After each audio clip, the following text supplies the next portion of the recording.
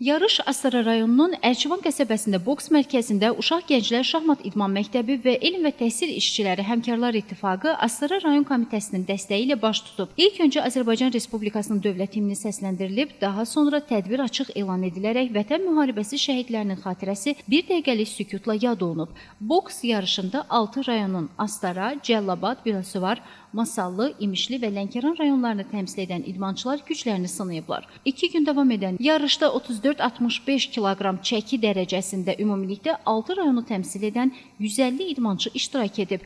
Respublika əhəmiyyətli yarışlar öncəsi yetirmələrinin hazırlıqlarını yoxlayan məşqçilər də turnirin keçirilməsini faydalı sayıblar. Gərgin idman mübarizəsi, dostluq və vətənpərvərlik ruhunda keçirilən turnirin ənənəvi olacağı qeyd edilib.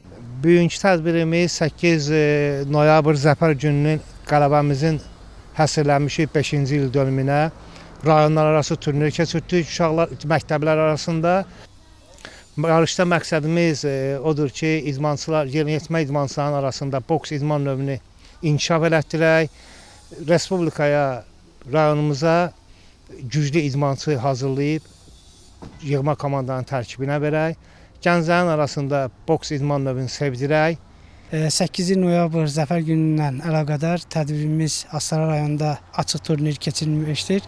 Məqsədimiz o idi ki, istər qızlar, istər oğlanlar bu yarışda öz qüvvələrini sınasınlar. Gələcək yarışlarda istər daxildə, istər də ki, xaricdə Azərbaycanın 3 rəngli bayrağını uca zirvələrə qaldırmağa layiq görülsünlər.